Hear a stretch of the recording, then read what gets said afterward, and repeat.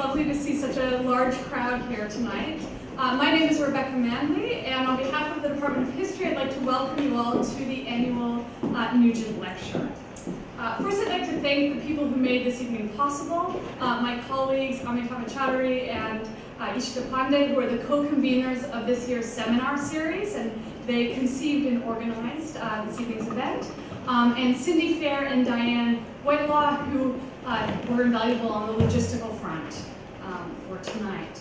Our Nugent Lecture, as many of you know, was made possible by a very generous bequest from Beatrice Nugent, who was an undergraduate student here in the late 1930s. And she dedicated her estate to supporting talks and lectures in the department. The Nugent Bequest funds our annual seminar series, and it funds our marquee event of the year, our annual Nugent Lecture, which is delivered by a historian of international stature who has helped reshape his or her field, and in some cases the discipline itself. This year's speaker has done both of those things. It's my pleasure and my honor to introduce Dr. Sanjay Subrahmanyam, Distinguished Professor and Irving and Jean Stone Endowed Chair in Social Sciences at UCLA. Dr. Subrahmanyam is a specialist in the histories of South Asia, the Indian Ocean, and early modern empires. Like his scholarship, his career has spanned multiple countries and multiple continents. He was educated in Delhi, and he began his career as a historian as a professor at the Delhi School of Economics, which is where he did his PhD. From there, he moved to Paris for an appointment at the École des Hautes Études en Sciences Sociales. This was followed by a professorship at Oxford as the university's first chair in Indian history and culture. He then moved in 2004 to UCLA, where he served for several years as the founding director of the university's Center for India and South Asia.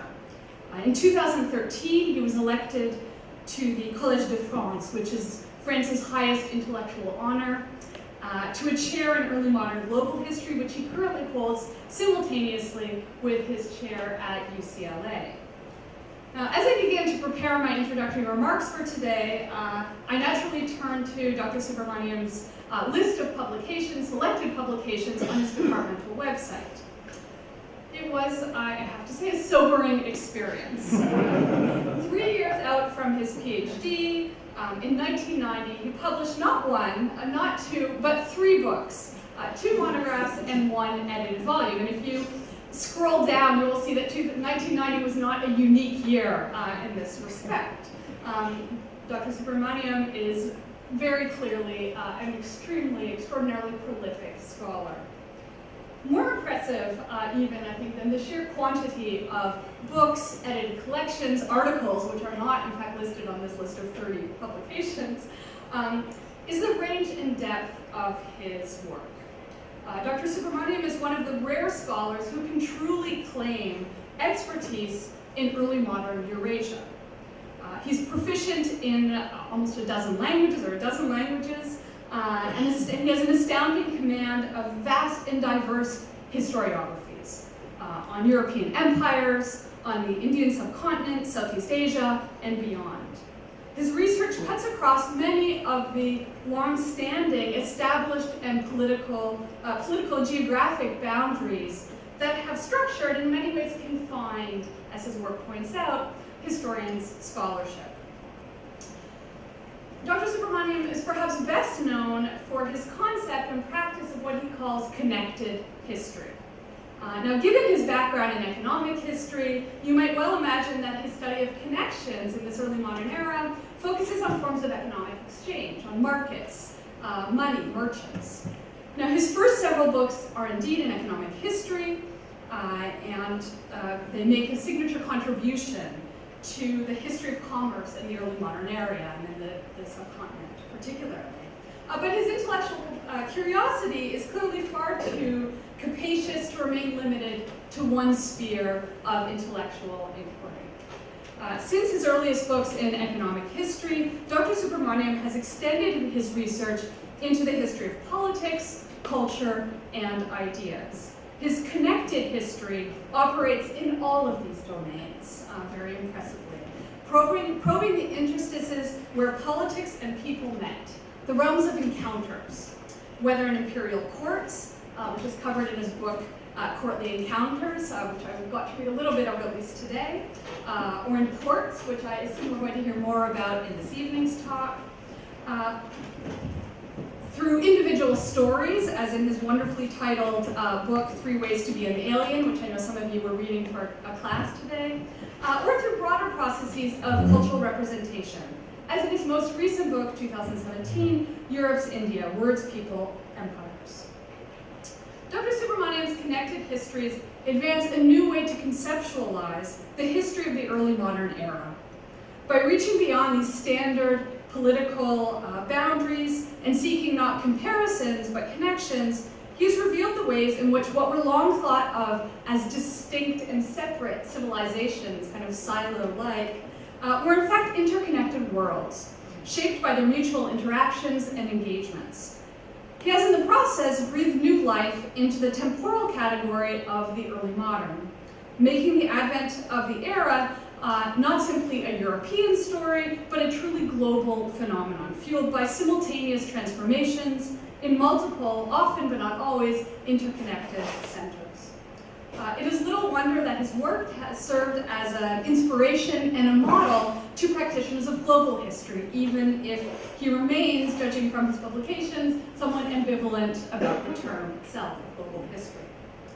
Perhaps one of the most striking and impressive features of his work, and what I've been able to sample, is that he simultaneously works on a very broad canvas, both temporally and geographically, and paints with a very fine brush. Conceptually ambitious, his work is also rich in local texture and detail.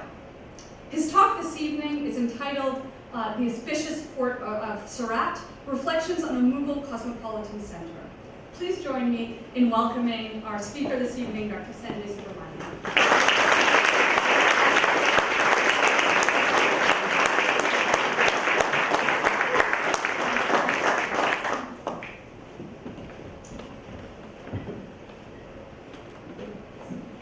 Thank you, Dr.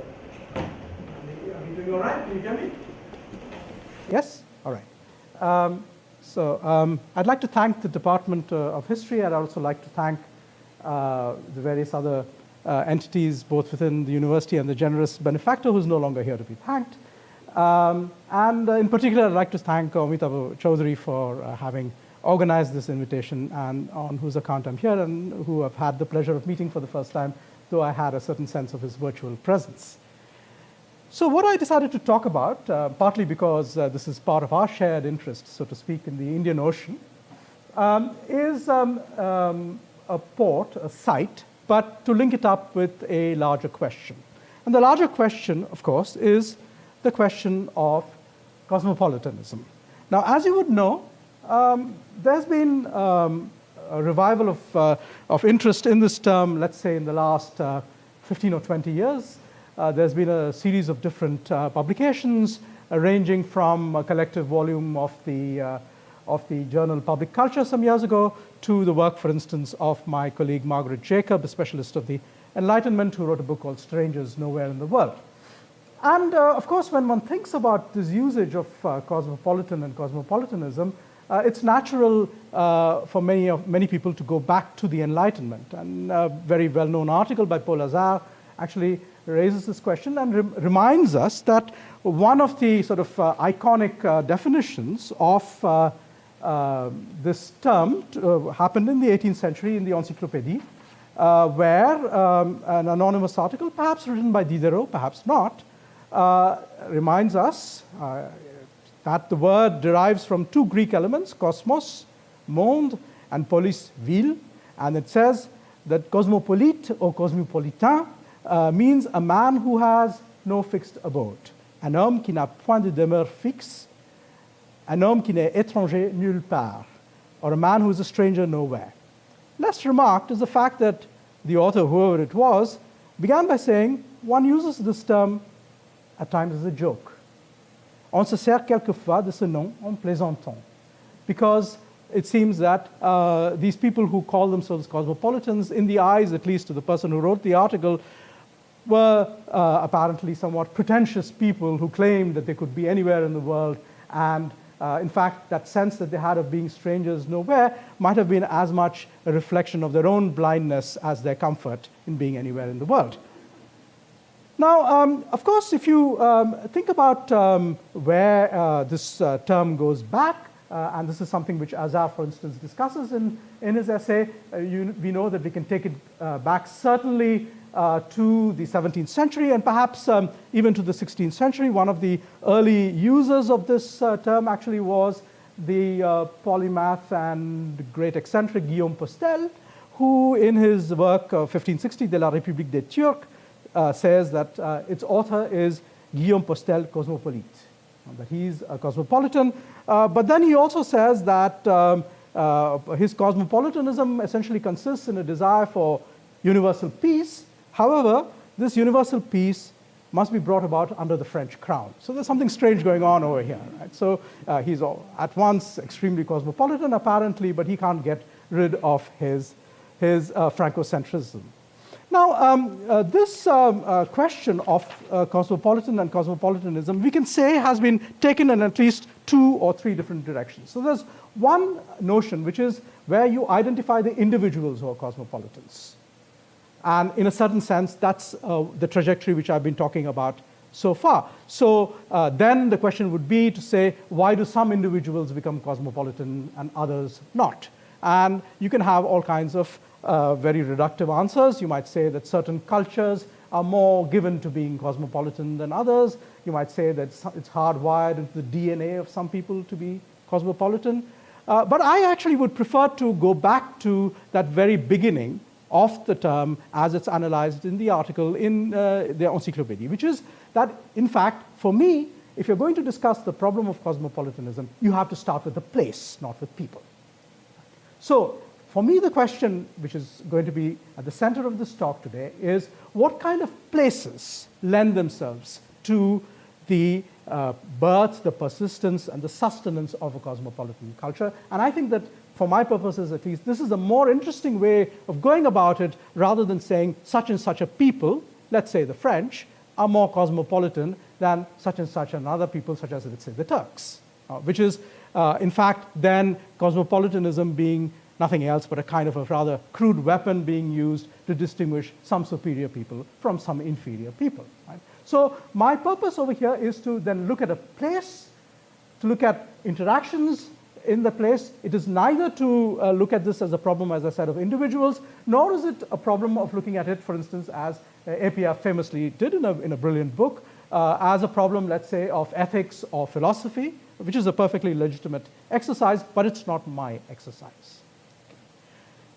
Now, the place I want to begin with is perhaps one that is not familiar to all of you, so let me give you a sense of it. This is the city of Surat in Gujarat, the state which is the home of the current Indian Prime Minister, not someone whom one normally associates with cosmopolitanism.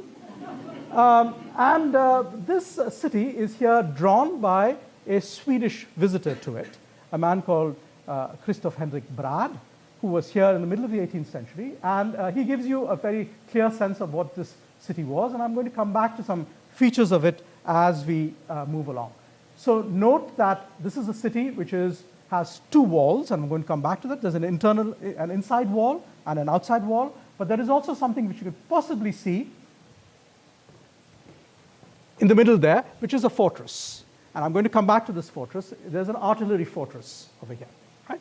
So this city is located actually on a river. It is not one of those ports which are open to the waters, as is the case, let's say, with Mumbai or with Chennai, which are actually located right bang on the water. This is actually an internal riverine port in some sense. It's located on the Tapi or Tapti River.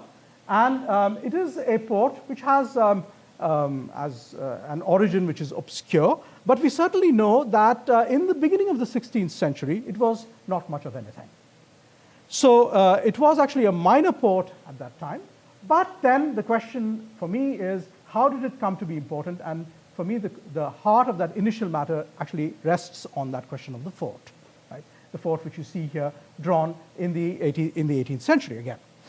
Now, the city has been actually quite well served in the historiography.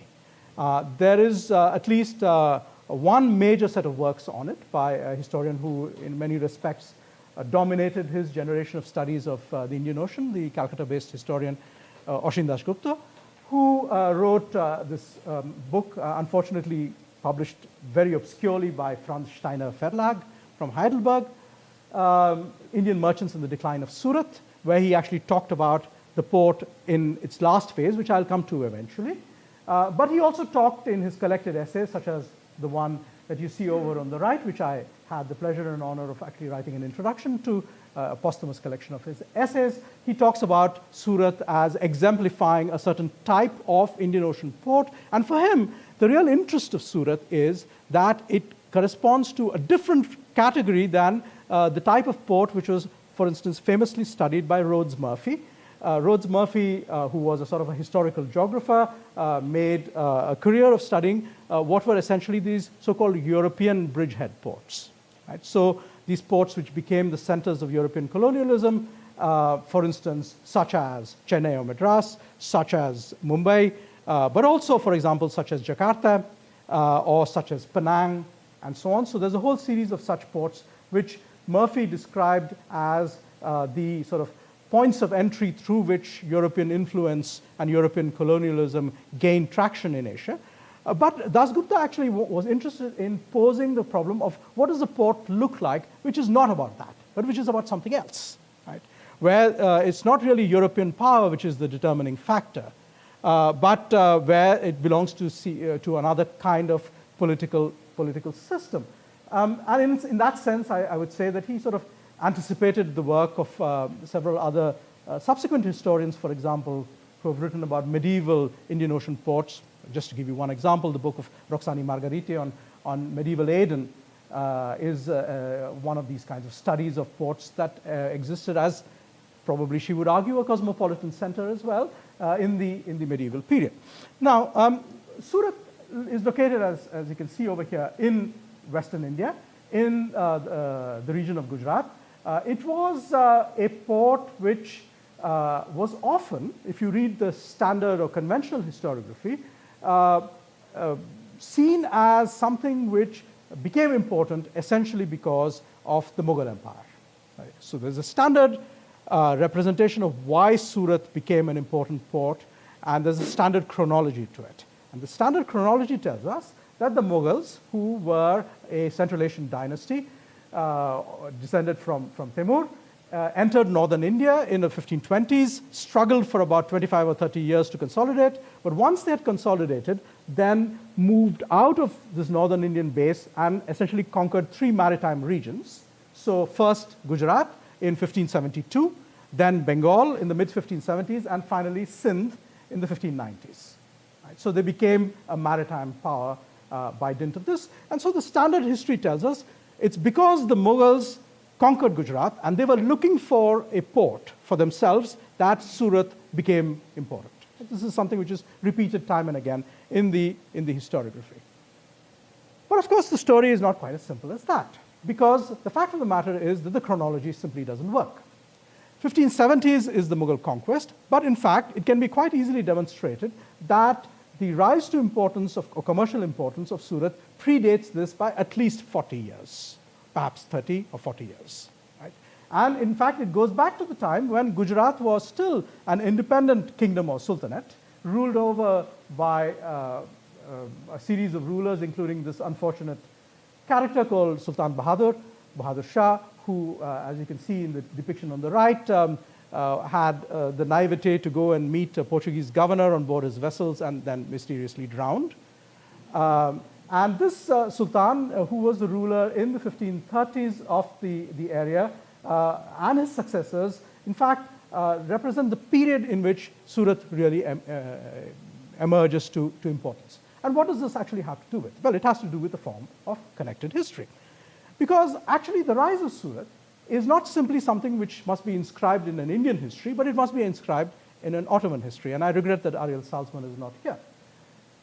Now, it's actually linked to the fact that in the 16th century, the Ottomans began to build connections into the Central and Eastern Indian Ocean, into India, and into parts of Southeast Asia, such as Aceh.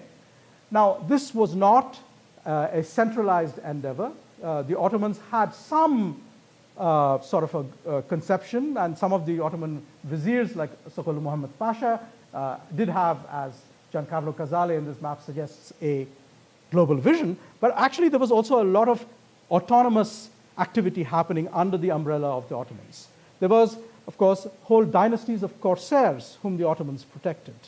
People who came from the Maghreb, but also people who came from the Greek islands, such as Lesbos and so on. And these men often went off autonomously on their own to create their own connections, and would often then, having based themselves somewhere else, write back to the Central Ottoman administration and say, we are over here, come and get us, or come and help us, or do something for us. Right? Now, there is such a person who is at the heart of this, and in fact, he has left a trace in Surat. This is perhaps one of the earliest major public monuments which is left in Surat, which is something called Marjan Shami. Now, some of you, you would realize marjan, of course, is the word for coral. Right? So it has apparently something to do with coral. But what does it have to do with coral? The coral is certainly not present on the edifice. Right? Now, Shami, of course, suggests Syrian origin, but why? And in fact, no one has bothered very much to think about what this edifice really means. And I was fortunate enough to come across an early explanation, actually in a Jesuit document by a Jesuit who was visiting Surat in the 1570s. And he actually gives an explanation for this. He says this is a very popular site, and this is a site which has two tombs in it. And these two tombs are actually sites of pilgrimage. One of these tombs, he tells us, is of a Ottoman notable. And I'm going to come to him first. Right? And that Ottoman notable built this tomb in a style which architectural historians feel combines elements of Western Indian architecture at this time. There is a port on the other side of the river, somewhat further up, which actually preceded Surat in importance, which is the port of Randed. And there are earlier mosques in Randed and earlier structures, and there are some references clearly between the two. But in fact, that's not all there is to it. There are also clearly elements coming from the Middle East, and this is a man who went by the name of Haja Safar Khudawand Khan. So Haja Safar is his name, and Khudawand Khan is his title, which he was given by the sultans of Gujarat. Now, who is Haja Safar Khudawand Khan? He's someone who was a bitter enemy of the Portuguese. This is actually a Portuguese portrait of him, where he's in the process of besieging a fort, the fort of Diu in Gujarat, in the process of which, unfortunately, he had his head blown off in 1546. But before that happened to him, he actually did something which is quite important, which is he actually built an artillery fort in Surat. So Khudawand Khan is actually the originator of the artillery fort, which is the heart of Surat. Now, what do we know about him? We know quite a few things about him, actually. We actually know that this is where he came from. He was from Otranto. Right? So he was an Italian, or an Italian-Albanian, probably. And he was one of these people who was recruited into the Ottoman system, not through the devshirme, or the recruitment of the children, which took place usually in the Balkans and so on. He may have been enslaved, but it appears at any rate that by the 1520s, he was present in Yemen as a subordinate of someone called Salman Rais, a corsair from Lesbos. And these people actually came out to Gujarat sometime in the late 1520s in an attempt to kind of establish some Ottoman influence over there. And unlike Salman Rais, who died very quickly, Haja Safar stayed on. And he stayed on until his death in 1546. And in that period, he actually built what came to be known as the Qal'e Surat, the Surat Castle, which is remarked upon by a whole series of Portuguese letters, for instance, of this time. The Portuguese are very worried about this fort because essentially what it does is it provides protection to ships that anchor under its shadow, so the Portuguese cannot do their usual sorties up the river and destroy the ships as they're preparing to leave. And secondly, of course, what this fort did was It protected the whole passage up the river. The Portuguese had attacked Rande on a couple of earlier occasions, and after a certain point, they were no longer able to do so. There is one Mughal chronicler who actually talks about this fort and its construction and says that Khudavand Khan actually did it as an act, inevitably, of jihad to fight the Christians and to ensure that these Christians, that is to say the Portuguese, could not dominate this area. The Portuguese chroniclers give us plenty of details. They tell us that this fort was eventually supported by Ottoman cannon, which were brought periodically, some of which was brought from the Middle East, but some of which was actually founded in Gujarat by Ottoman cannon makers who moved there under the protection of Khudavand Khan. We don't have any surviving cannon from Surat, but these are roughly cannon from the same period from Diu, and you can see here one which has quite a nice inscription on it. This first, in a way, consolidation of Surat is already a very curious phenomenon. It's a sort of a form of intervention by not the central Ottoman polity, but by the sort of footloose Ottoman subjects in the politics of Gujarat. But let's see where we go from this. So we have the fortification by Hajj Safar around 1540. By the 1550s and 1560s, we have repeated mentions of the shipping of Surat, which has become by now the dominant shipping coming out of Gujarat. Especially, we have to go to the Portuguese letters and sources for this. The Portuguese actually give us very curious details, because it turns out that after Hajj Safar died, there remained various members of his family in Gujarat.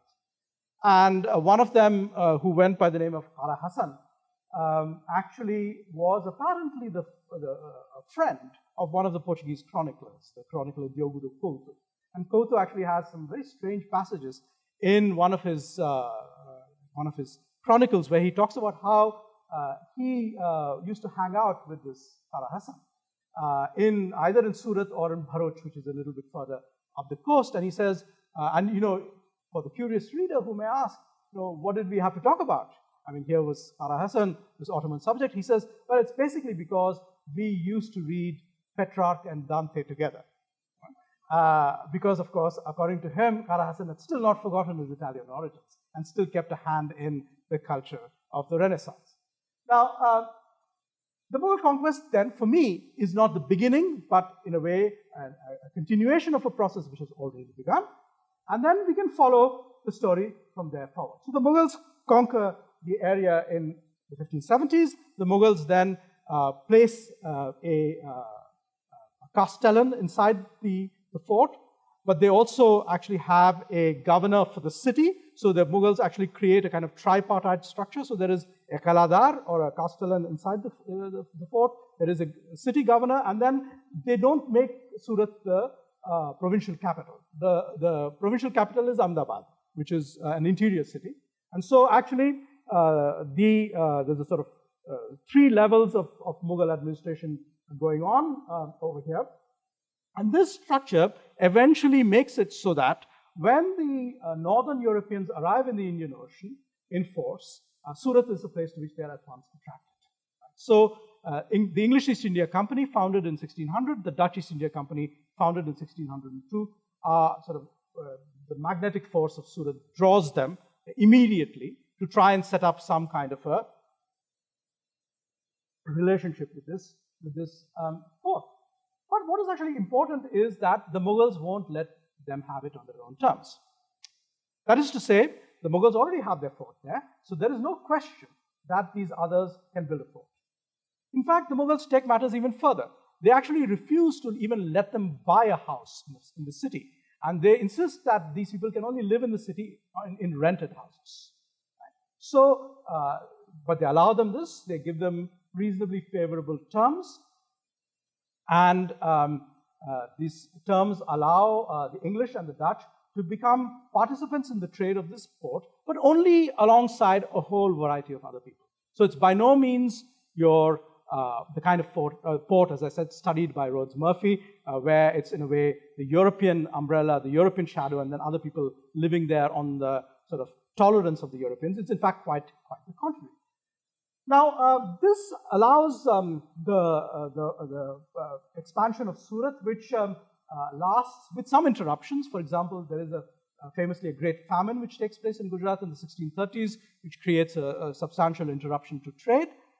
But you might say that despite this, despite some major attacks on the city in the 1660s by the Marathas, who were Western Indian rivals of the Mughals, there is a phase, let's say, of about a century and a half, or a little bit more, from the 1540s moment of the consolidation around the artillery fortress all the way through to about the early 18th century, when this fort is extremely, extremely important. And we have some testimonies of this. I can give you one or two in a minute. And this is the shape that the city takes. Right? So here we are. We are entering the river from sort of outside of the map, the bottom.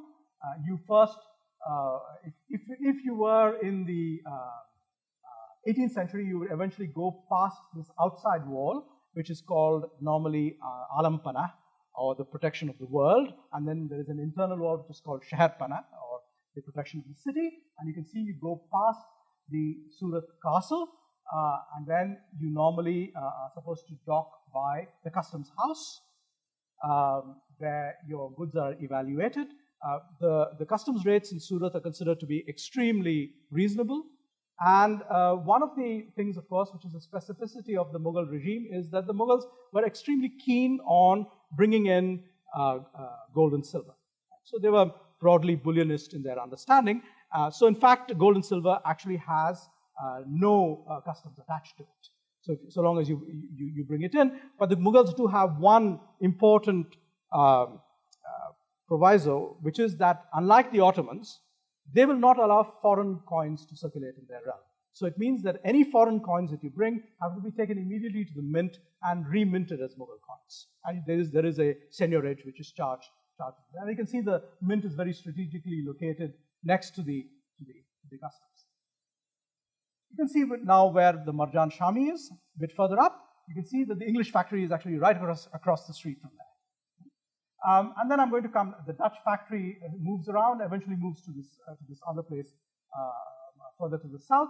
And I'm going to come back to this map and a few of the other interesting features in it. And you can see that there is also eventually something which is a Dutch cemetery and an English cemetery, which are located one between the two walls and one all the way out. Now, there is a series of people who wrote about Surat. In fact, almost any major European traveler who came to the Indian Ocean in the 17th century came to Surat. So you actually in absolutely no penury of sources. You can randomly pick almost anyone and have a fair chance of finding something. So, for instance, the Huguenot jeweler Jean-Baptiste Tavernier visited it on several different occasions, complained greatly about the fact that the French who got into Surat in the 1660s could not buy a house, but had to rent one. But in fact, one of the most interesting accounts of Surat is by an English East India Company chaplain by the name of John Ovington, who wrote this voyage to Surat in 1689. And I'm going to come back to him presently.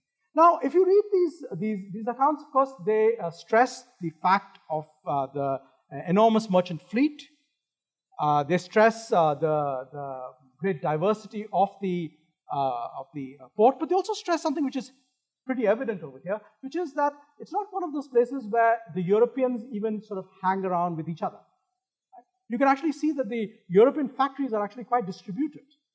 And if we went into further detail, which we could, you'll find that, in fact, it's not one of these ports which is organized on sort of the ethnic quarter principle, which is a quite common principle which you find in other parts of the Indian Ocean. For instance, in Southeast Asian cities, Malacca, for instance, famously in the 15th century had these so-called kampung. So where the Chinese, or the Chinese from Fujian and Guangdong were normally in one kampung, the Tamils were in one kampung, the Gujaratis were in another. And this is not the manner in which Surat is organized. And how do we know this? Actually, we know this because of the recent rediscovery and analysis of this marvelous cloth map of Surat, which comes to us from the early 18th century. Right? Now, this is actually in the City Palace Library in Jaipur. And its sort of existence was known, but it took all the patience of a Japanese scholar to sit down and decipher all of it. And he realized that even if it's not exactly to scale in the Western sense, it is actually unbelievably detailed. And in fact, it gives you a very, very close look at all kinds of specific locations and names of quarters and residences and so on. So in this analysis by Hiromu Nagashima, what you find is a very clear indication of who lives where. And also, you can see, besides the residences, there are some of these gardens, which are secondary gardens belonging to some of the sort of rich bourgeois of Surat. Some of the East India companies managed to get hold of such gardens as well on rent. And you can actually see a whole series of things. You can actually see where the different professions were distributed and located, because some of these places are organized by name. You can see where some of the mosques are. You can see where some of the Hindu temples are. And in fact, it's a sort of quite an amazing snapshot of a city. There are comparable maps of Benares in the 18th century, but this is actually relatively rare for the Indian coastal cities of this time. You can get a better sense of the whole of the map over here. As you can see, Nagashima has substituted the original writing. The original has two descriptions, one written in Persian script and one written in Hindi script, in Nagari. So it's clear that the Persian script was written first, because the Nagari is often a bad transliteration of the Persian. So now, if you want to get a sense of this city, then obviously there are different elements to it. There is the commercial side to it, which is what I've just talked about.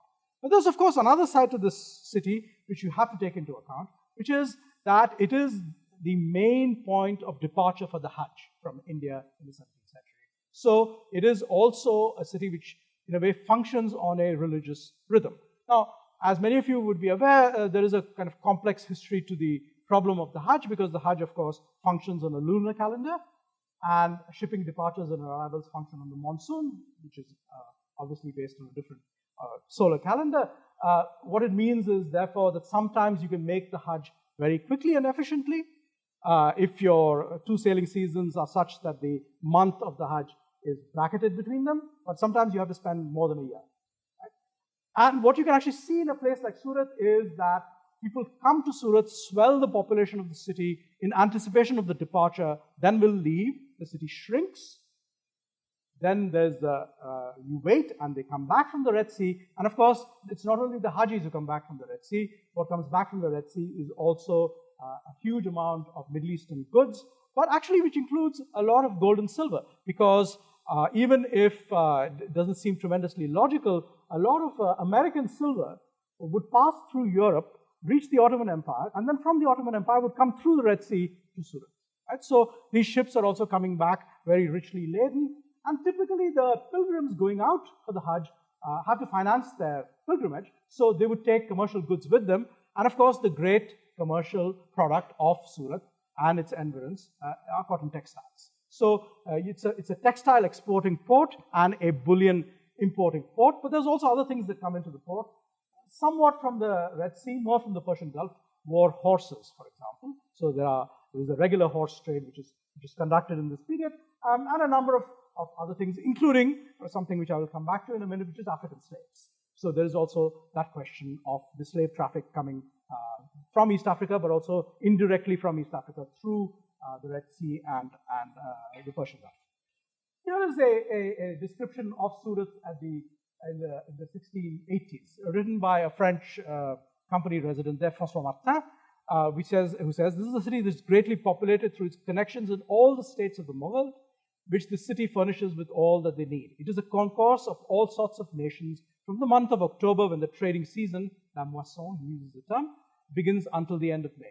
The city is not agreeable within its walls. However, this confusion, this tumult of so many people who are so different in clothes and customs, this infinite number of so many different sorts of merchandise, which one brings here from other parts of the world, with which its shops, its warehouses, and its public squares are filled, give it an air of grandeur such that it is easily recognized as the premier city in the world for trade. La première ville du monde pour le commerce. There are Mohammedan and Gentile merchants who are extremely rich, but it is not by the means possessed by its inhabitants alone that the city sustains its great trade. Many of the seigneurs from the Mughal court, many officers and so on, also have their representatives over there. So there is a link in some way to the Mughal state. So you actually have the sense here of a city which is full of this bustling interaction between different groups. Here, Martin, of course, is focusing on the commercial. I'll come in a minute to the aspects which are less commercial. So who are these different kinds of people? So I just want to pause a minute to sort of redeem an IOU, because I told you that I was going to tell you about two people who were buried in the Marjan Shami. So one of them was Khudawand Khan Rumi or Khaja Safar Khudawand Khan. But the other person is a very interesting person. He is someone who one can find a very obscure reference to in a Portuguese chronicle, where the Portuguese describe how, at a certain moment, they had a settlement just to the south of Surat called Daman or Damau, which was a little Portuguese fort. And they talk about how in the 1560s, before the Mughal conquest, they were constantly having these frontier skirmishes with some of the armed cavaliers, so to speak, of Surat. And one of them, who actually had, according to the Portuguese at a moment, a great single combat with the Portuguese captain of Damau, was a man who is called Siddhi Marjan. So, in fact, it is that person who is a Siddhi, therefore actually an African, and clearly someone of originally of slave origin, and I'll tell you why in a minute. So, Siddhi Marjan is the second tomb in the Marjan Shami, and in fact, the Jesuit whom I've quoted to you says that, in fact, Siddhi Marjan's tomb has greater devotion, especially amongst women, than the tomb of Khudawand Khan. Now, why do we know that he's a slave? Because actually, there are typical names that are given to slaves in this period, in the 16th, 17th century. Right? So they are usually names like Yakut, Ruby, Almas, Diamond, Kafur, Camphor. Right? So these are precious commodities. So someone who is called Siddhi Marjan, you can be pretty sure, started out as a slave. Now, where did he come from?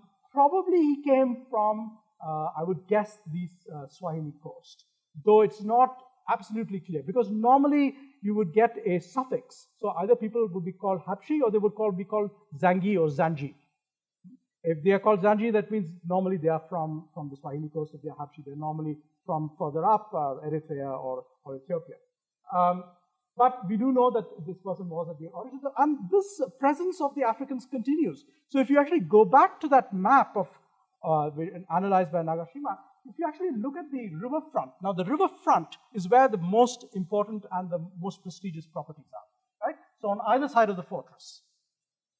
And that's where the great merchants live. And if you actually look at who the great merchants are, they include some of these the great Siddhi merchants who are present here, but who actually also have an important settlement further down the coast in a place called Rajapur, the Danda Rajapur. So they are one element, but there's a number of other groups, and there are interesting sort of alliances between them. And so this Jesuit Montserrat, whom you see over here, who provides us this description from the 1570s, is trying to give us a real sense, so to speak, of the fact that at the origin of Surat, in some senses, is not only an Ottoman hand, but there is actually also this sort of Indo-African element of people who have intervened to fortify the city and in a way challenge the Portuguese from the very start.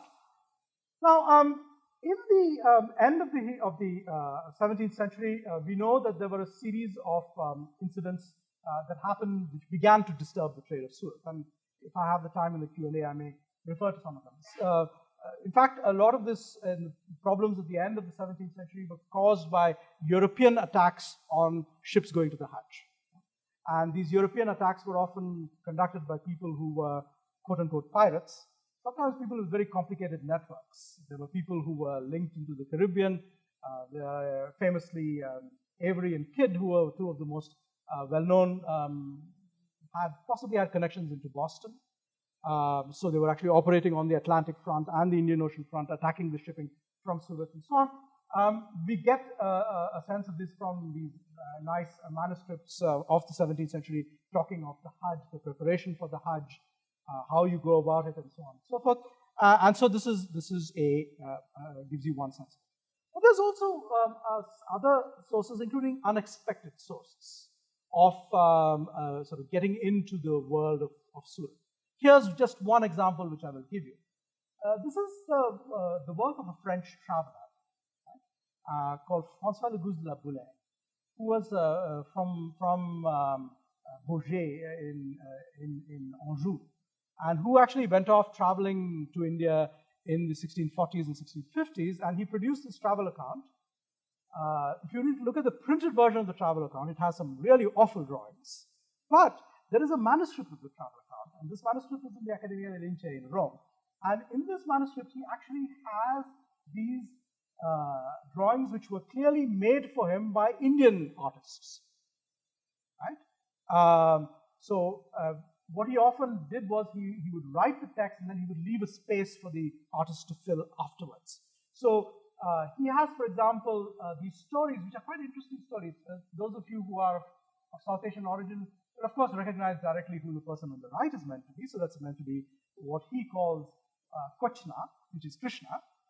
But the person on the left may also ring a bell to some of you, which is someone who is a relatively minor figure in India, but who does play a role, especially in Gujarat, which is someone called Shravan Kumar. Now, this is actually an origin story in the Ramayana. It's a story about why the king Dasharatha in the Ramayana was obliged to suffer. It's basically because he killed this boy by mistake, when he was actually a boy who carried his blind parents around in this kind of balance. Right? So he mistook him for an animal and he killed him in the forest, and so he had to pay for it. So he has all these descriptions. He has these quite nice representations, which is an extended description of devotion to Krishna, which is clear that he got hold of in Surat and in Daman.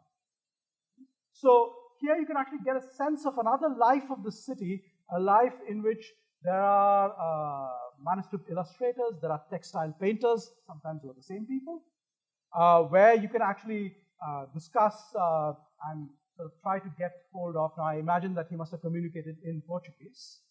You can try to get hold of a sense of narratives. In this account, you get a sort of a summary of key elements of the Bhagavata Purana, which is the account of the life of Krishna. You get elements of the Ramayana. So he's actually able to talk to people in the city and get hold of all these kinds of things. And this is something which Ovington from the English Factory tells us about. He tells us that not to make the mistake of thinking this is only a commercial city. He reminds us that it is also a city of powerful and important intellectuals, and that there are a number of different establishments in this city. So, of course, there are the great merchants, very diverse merchants, some of whom are Vaishnavas like Bhimji Vora, or people like Bhimji Parekh, who shifted his allegiance across different sectarian affiliations. You have the great Zoroastrian merchant Rustamji Manakji, who's left behind a lot of sites because he was a great patron and built public works and fountains and stepwells and so on in Surat. You have the great Muslim merchants from the Bohra community, Mullah Abdul Ghafoor, and then his grandson Mullah Muhammad Ali. Mullah Abdul Ghafoor was the greatest, most important merchant of Surat in terms of his sheer fortune at the end of the 17th, early 18th century. So there are these people, but there's an enormous diversity of other things, surprising things in Surat. So, for instance, take this work. Now, not many people, this is a work which is well known in Jewish history. This is a text which is called Notices de Judaisme Koshim. It's written by somebody called Moshe Pereira de Paiva. It's published in Amsterdam in the 1680s. But if you actually look to see where this book was written and how this person, Moshe Pereira de Paiva, got hold of information concerning the Jews of Cochin, he was actually a diamond merchant based in Surat. And the Sephardic historian Jonathan Schorsch has been able to reconstruct, first of all, his real name was Pedro Pereira, but he used this more authentically Jewish name for the purposes of the publication. And you can actually see someone like this sitting in Surat, under working together with Zoroastrian merchants, working together with Dutch merchants, because he has his Amsterdam connections, as you can see. So gathering all these kinds of information. So in a certain sense, if you wanted to get hold of information in India about practically anything, this was not a bad place to be in for all kinds of intellectual inquiries. Of course, we know this also because some of these people who are buried in the Dutch cemetery and in the English cemetery are quite interesting characters in their own right. For instance, the great Dutch naturalist Van Rede tot Drakenstein, who compiled the greatest sort of Dutch work on botany in the 17th century, is buried in Surat. But there were also these eccentric other characters. Coriat, the English traveler, is buried in Surat, close to the water. And the English cemetery, which is a bit further out. By the way, the Dutch cemetery is shared with the Armenians. So there are also a whole series of Armenian tombs inside the Dutch cemetery. But the English cemetery contains the tombs of interesting characters who, for example, had their connections with all kinds of, for instance, one of the heads of the Dutch factory carried on extended correspondence with the poet Samuel Butler in the 17th century. So you actually have all of these. But I want to actually conclude with a reflection on just one person who allows us a window into the city, not as a commercial city alone, but as a city which is actually a vibrant intellectual center with all that you would expect of a cosmopolitan intellectual center. Right? Because normally when you go to a port like Surat, you don't go there thinking that this is a residence of intellectuals. And this is by looking at the extensive archive which is left behind by this man, James Fraser, who is mostly known for the fact that he published a history of Nadir Shah, the Persian conqueror who came to India in the 1730s and early 1740s, but in fact who's a part of a whole series of such writings on Nadir Shah which emerged at this time because the Europeans thought that this was the signal of the end of the Mughal Empire. So they were quite interested in this. But who's also known for a number of other things. He collected paintings, James Fraser, and he sold these paintings in England. Some of them were not very good paintings, like this one. Some of them were rather better. Some of them were really quite sort of ersatz Mughal paintings. But he was a very interesting man who's interested people for a very different set of reasons. So, for example, one of his biggest friends was a man called John Cleland, who famously wrote Fanny Hill. And John Cleland, in fact, this is a mistakenly titled book, as I once told Hal Gladfelder. In fact, the book should have been called Fanny Hill in Surat, because actually Cleland spent a lot of more time in Surat than he did in Bombay. But the problem was that you can't sell a book called Fanny Hill in Surat. Who knows where Surat is after all, right? So Bombay is where he had to go. So he did spend some time in Bombay. It's legitimate. So Cleland was a close friend of Fraser. He was resident in Surat.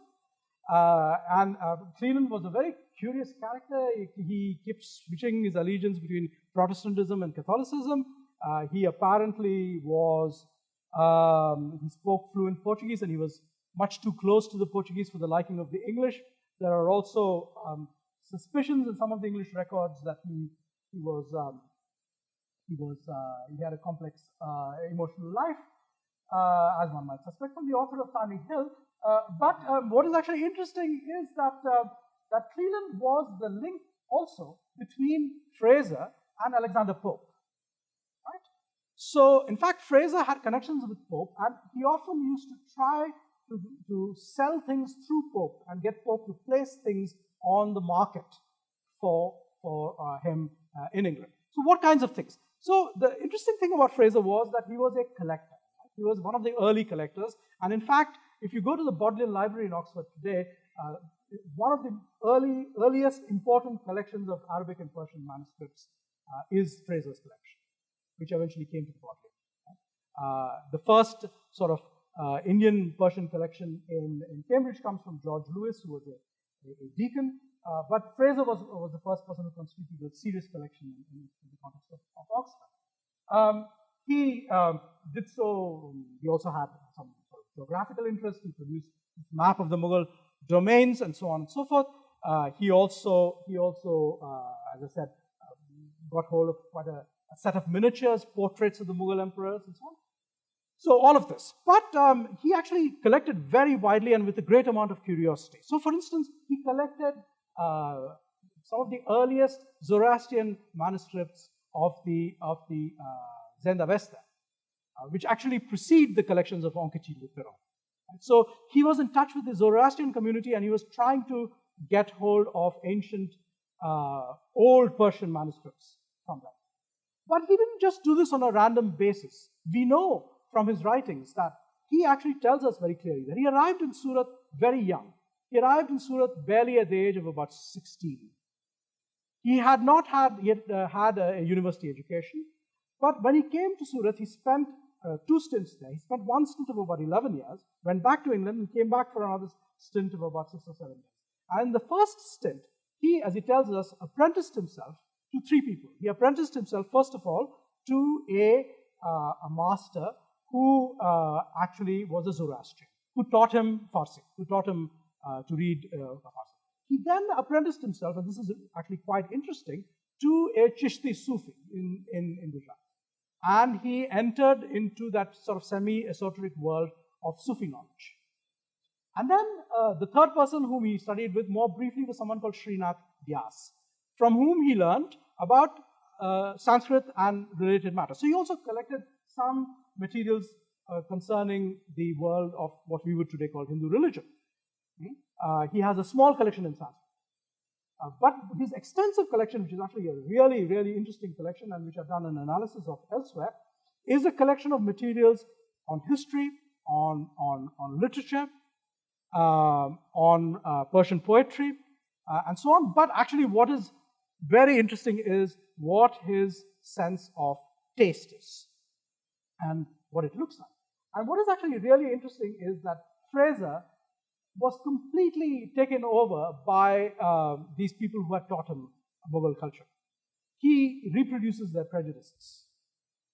For instance, he tells us who the great intellectuals of the Mughal court were. He tells us that Sheikh Abul Fazl was the greatest thinker in the East, which is a completely Mughal prejudice. And so on. So he is someone who, through the window of Fraser, who was no great intellectual, let's not have any illusions about that. He was, I mean, the work on Nadir Shah is just a kind of a cut and paste job, really. But what you can actually see is someone who is able, sitting in Surat, without going into the great interior centers, without dealing with the Mughal court, to actually get a very, very interesting, extremely nuanced sense of how Indian culture actually functions at this time at a certain register.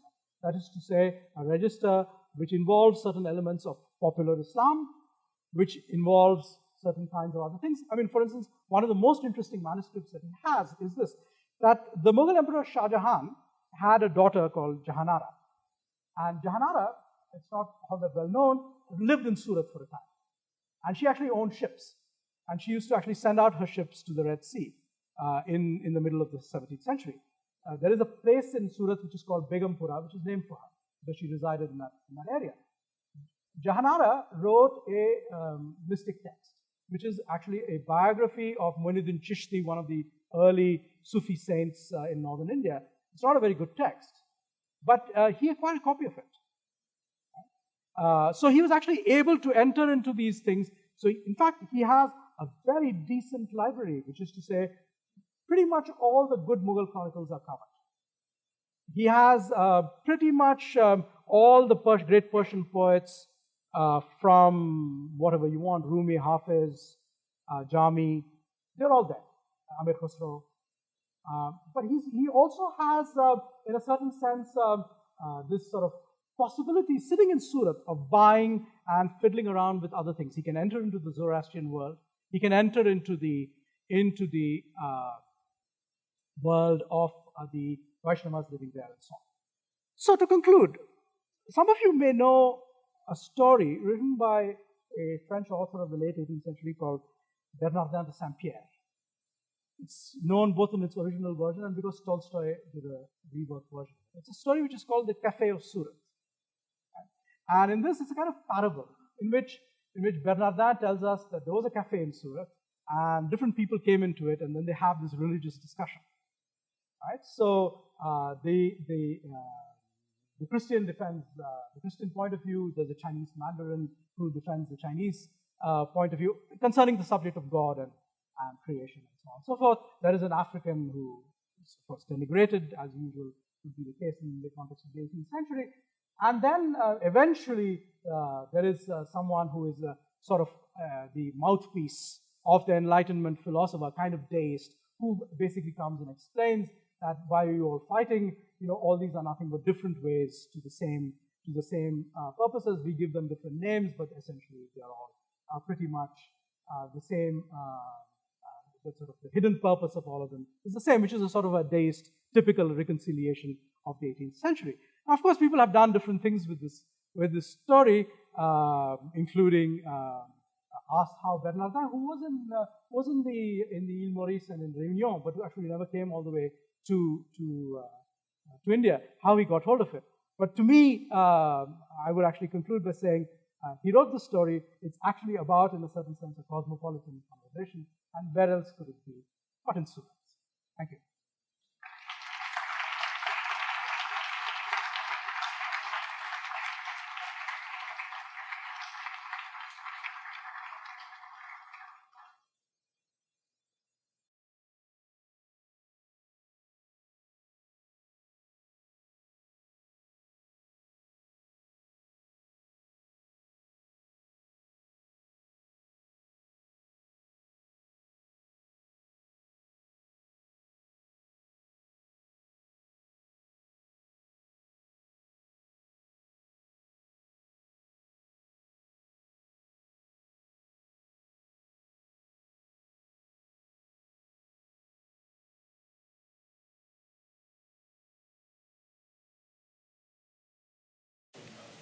Cosmopolitanism, cosmopolitan around places rather than particular people. So we heard a lot about Americans people and a very cosmopolitan place. I guess my question would be, does the history tell us a little bit more about what you think in this description, the rich description of this complicated place and the diverse people? How or why, what is it about this place that ended up making it cosmopolitan in your terms, and how you might compare that with some of the other kind of popularly understood cosmopolitan locations, say, in the Mediterranean? What specific to the Indian Ocean that defines this cosmopolitanism, and also, I suppose, taking that example, very interesting character who was kind of the same, talking about Dante and Petrarch, and then you have this guy James Fraser who's talking about John Dee and other classics of person literature. What would you say is the particular reasons why a place like this, when you tell us a little bit more about it, is fertile for that particular kind of literary and cultural? Yeah. So let me try and set this up in a way a little bit historiographically. See, because there is some discussion of cosmopolitanism in Mughal India in the recent literature, right? For instance, my own former student Rajiv Kinra, in his book on writing, what's it called? Writing history, writing the state, or something like that, which is a discussion of a Mughal intellectual of the 17th century, discusses the problem of cosmopolitanism. But the way he sets up the problem is in a very typical way, which is he says that these places, and he's talking about Delhi, right? He's talking about Shah Jahanabad, the city of Delhi, founded by Shah Jahan in the 1630s and 1640s, how it turned out in the second half of the 17th century. He says that, in a way, for him, this place is cosmopolitan because the Mughals want it to be cosmopolitan, right? Now, what is this actually? It is a very familiar theme, which is that if you take it all the way back, for instance, if you know the work of Thomas Olson on the Mongols. Now, for instance, he makes exactly the same argument for Karakoram. He says this is a cosmopolitan place. Why? Because the Mongols create the cosmopolitanism. This is what the Mongols want. Right? So it's a kind of cosmopolitanism by fiat. The cosmopolitanism is a product of a kind of a state attitude and a state policy. That's one way of doing it. I'm not saying that this is wrong, though I'm sure that there are people who are critics of the Mughals who would claim that this is a much too soft a view of what they were actually trying to do. Now, but what I'm actually interested in is a different situation, which is a situation which is over here. Because I think what is striking over here, which all these writers concerning Surat are extremely clear about, is the very light hand of the state. Yes, there is an artillery fort, right? And yes, there is a Kaladar, and then there is the Mutsaddi, who is the governor located in the city, right? But actually, there's a Kotwal who basically takes care of some of the disputes and so on, and we have some papers for that. But what is actually interesting is that this is not a city where there's a kind of an overwhelming presence of the Mughal state. It's a city which is sort of pretty, and you get a sense from that François Martin quotation. So in a way, for me, that's the sort of interesting thing, because there's if you go with the sort of cosmopolitanism by fiat, then it's a very simple narrative, and we are essentially attributing it to the attitudes of certain kinds of states or whatever it is. But here it seems to me that it's actually because of the nature of this sort of relatively sort of unconstrained society of a port that you have this possibility which can or may not exist. Right? So that's my first answer. But I think that, so from this point of view, I would certainly not argue that it's unique.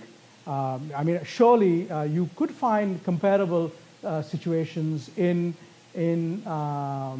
the Mediterranean world, but again, interesting to see which ones and to what extent.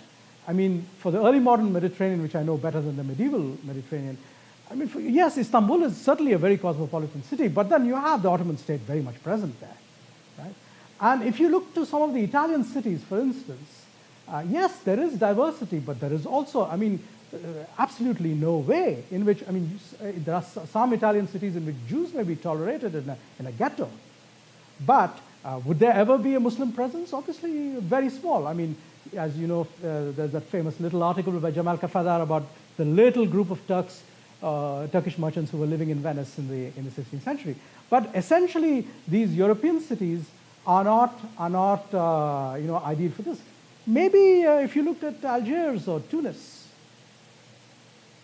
you could come up with some interesting comparisons, or some of these sort of liminal cities or centers which are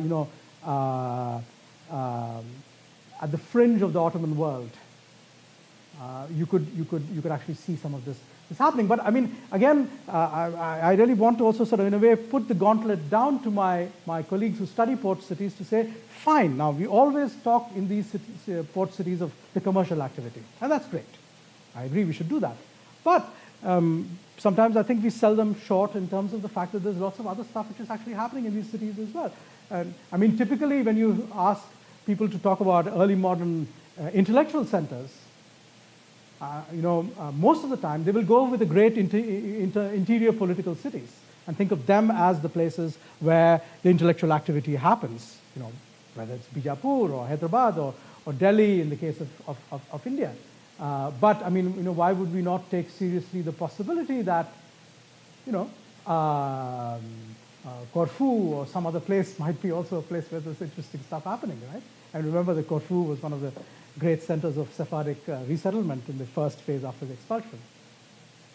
So that's partly what I'm trying to do. So in a certain sense, I'm trying to sort of make the argument again that we can turn the whole thing around, that let's not start by looking at Europe.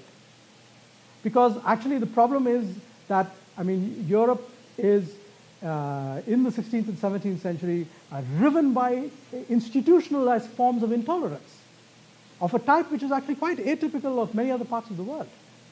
And then, of course, they make a big thing of the Enlightenment because they became a little bit more tolerant. Yeah. Very interesting, exciting story about particularly people and good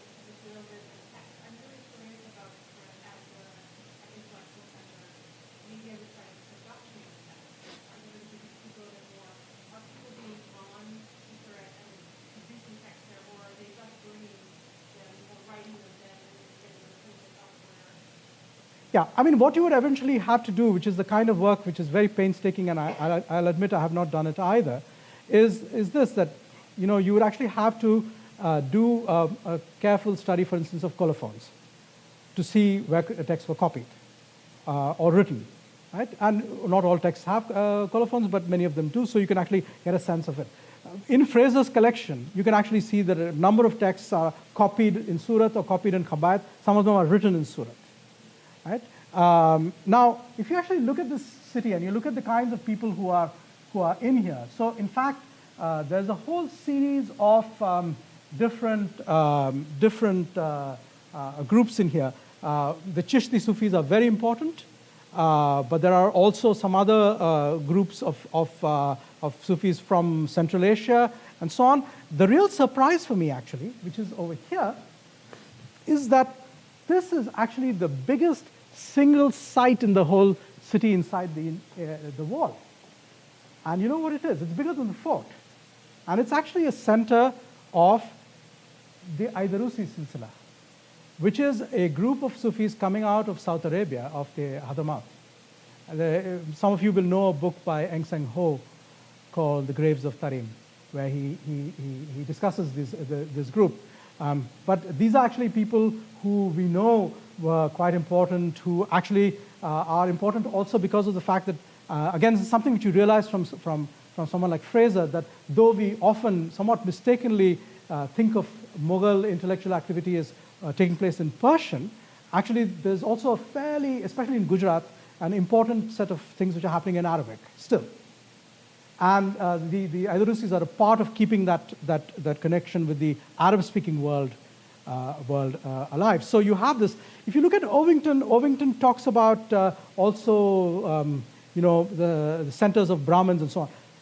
There is actually a fascinating text which I've just begun to look at, and I'm still waiting for one of my Sanskritist friends to help me with it, which is a Sanskrit kavya called Indudutam Mahakavyam. So it's actually written by a Jain monk living in Surat in the 17th century, and it's one of those what are called messenger poetry. So it's a kind of topos in Sanskrit poetry that something travels, which could be a bird or it could be something else, and as it travels, it describes what it sees.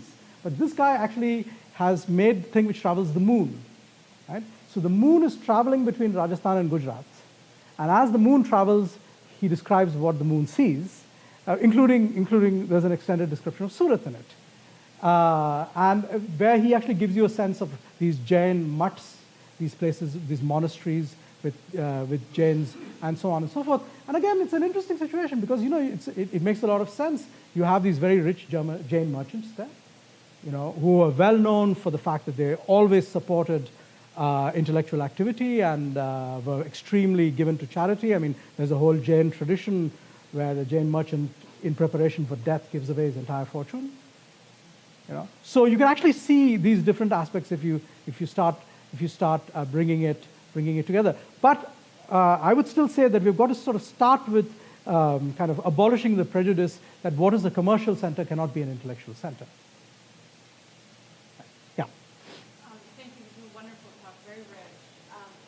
And you make a very compelling case that this is indeed a cosmopolitan city, the city of intellectual production. I wondered if you could comment more. A lot of literature, at least some body of literature on kind of encounters focuses on mixed translation or untranslatable, and what came across in your story was an actual rather sustained and impressive depth of engagement.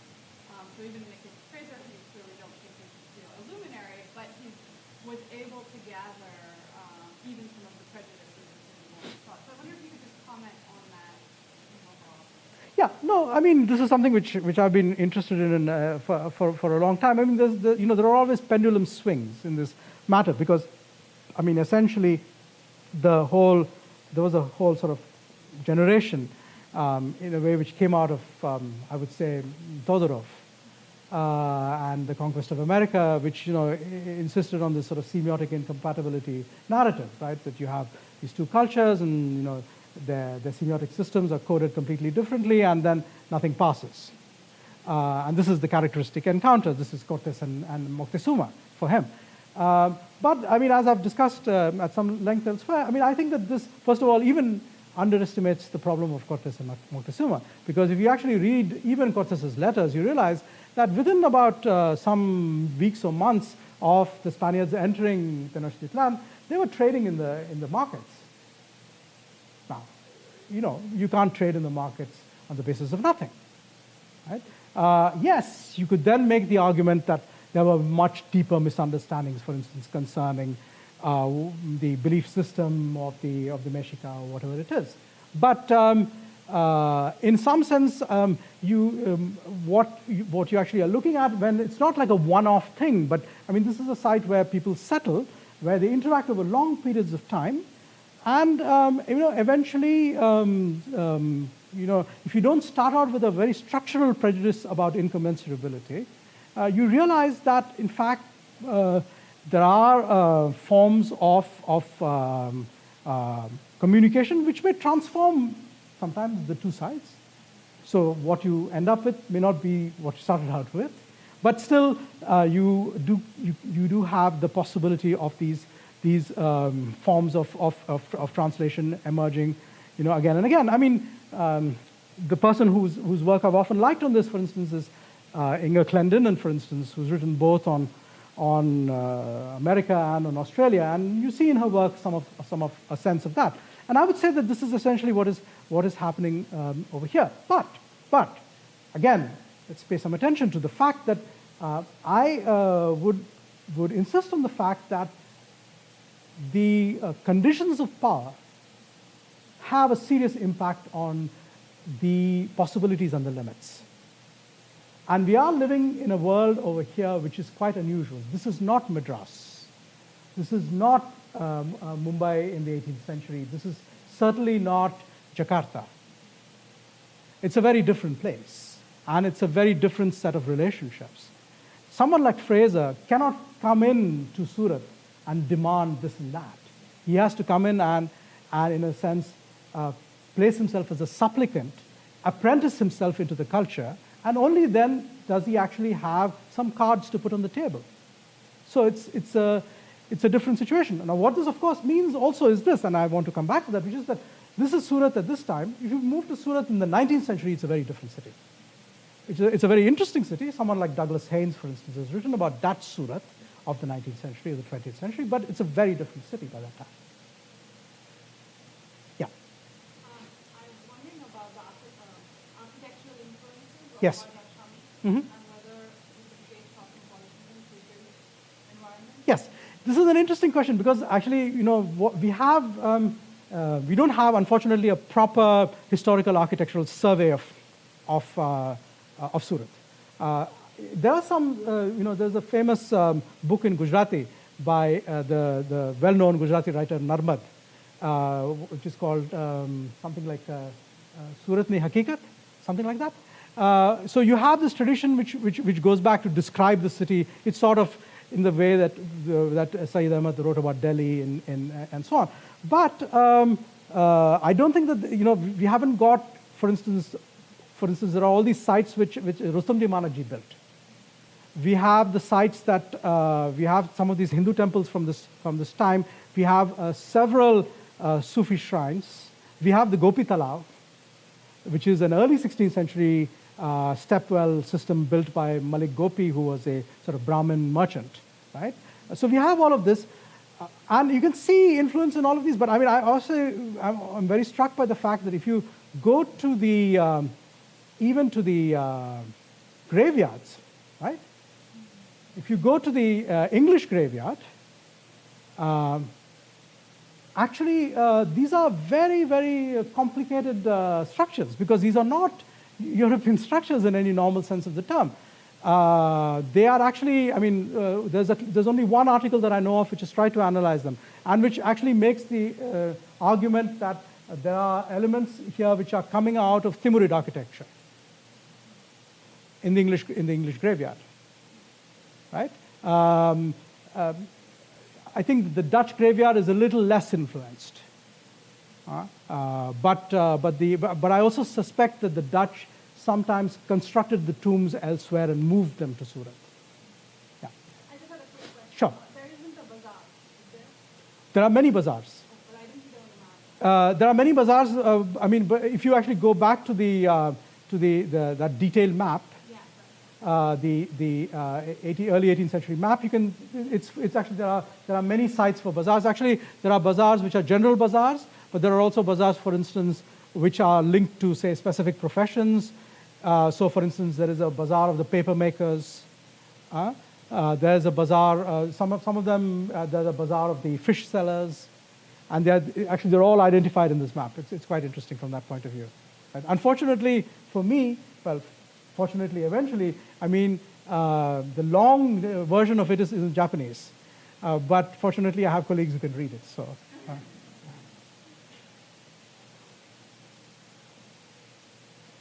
Yeah.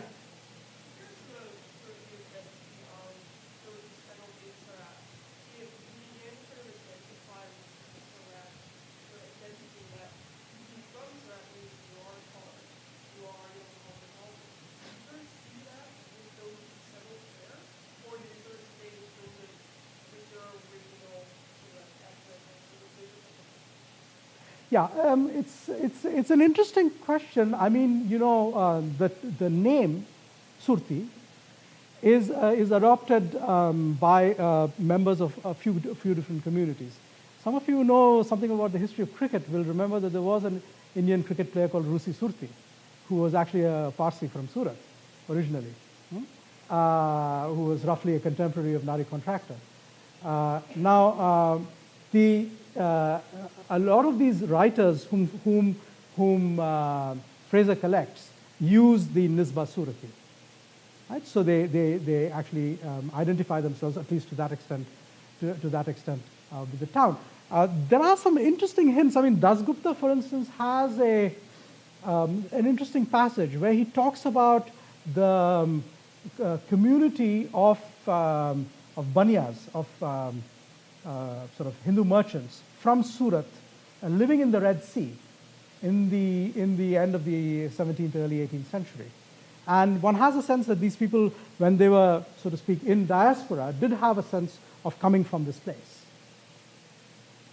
So you do have, you know, a sense in relation to a number of these communities. But it seems that, I mean, clearly, for example, one of the communities which very heavily identifies with this city, and I have friends who still belong to that community and who see themselves, you know, intimately tied up, are the Bohras. Right? The Surti Bohras are very, very attached to their identification with the cities. They see themselves as quite distinct from the Bohras of Mumbai, who, you know, eventually become significant, especially in the 19th and early 20th century. But yes, it seems to me that this is something which emerges, and it's interesting because, you know, what used to be the prestigious place up until the 17th century, still, though it had lost its importance from a number of other points of view, is Randed. Right. So, in fact, in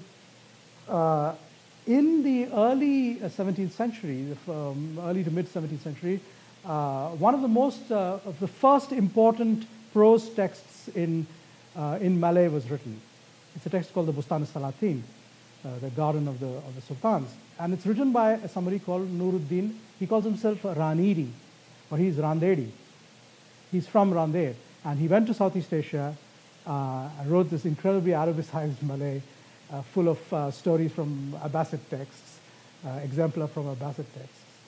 But he identified still with Randed, and we know that he at the end of his life, he came back and his tomb is in Randed. So this was the prestigious place to be from earlier, but then once you cross into the 17th century, clearly it's Surat which is gaining the upper hand.